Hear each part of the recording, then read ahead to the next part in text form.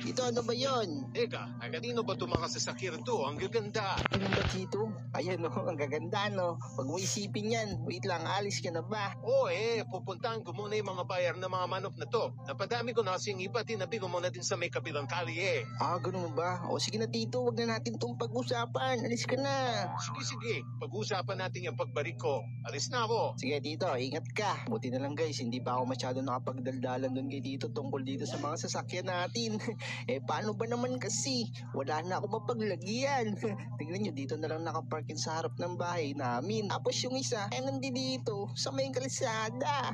Wala kasi kung ibang mapaglagyan mga tropa. Pero bago nga pala tayo magpatuloy sa video natin, ano ba para sa inyo ang mas mabilis at maganda? Ito bang kulay puti? Ay ano ba yan? Gray ba yan na may blue? O itong green na may orange? Comment nyo naman sa comment section kung anong mas trip nyo. Kung alin sa dalawa ang mas mabilis.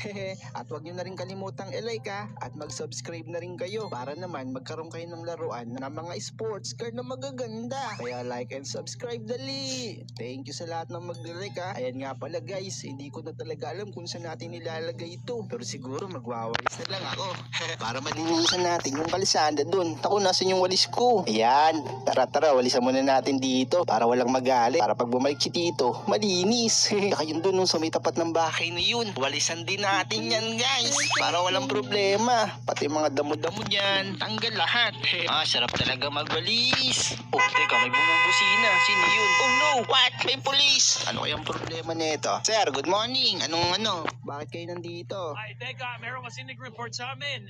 Nakita ito mga sasakyan na napakaganda. Ako, sir, wala naman akong ginawang masama. At saka sa akin yan. Pati yung isa dun sa may harap ng bahay na yon. Ganun ba? Meron kasi nag-report sa amin. O ilan ba ang sumama sa akin sa presinto? What? Sasama ako sa presinto? Wala naman ako ginagawa. Nagwawalis lang ako dito sa kalsada. Bakit? Bawal ba dito pumarada? Ay, hindi yan ang problema. May nag-report kasi ang sabi, kinuha mo daw ang mga sasakyan. Naku, Mr. Officer. Pwede ko ba malaman kung anong pangalan mo? Ako nga pala si Rick. Sir Rick. Mr. Officer Rick.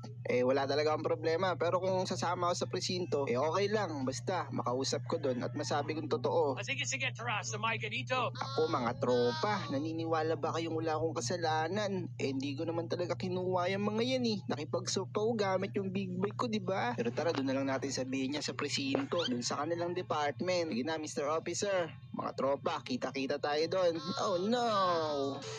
Eto mga tropa, malapit na yata kami sa may department. Ay no, nakalagay dun, police. Oh no! Mr. Officer, wala naman talaga akong kasalanan. Okay lang ba kung walisan ko na lang dito sa may office?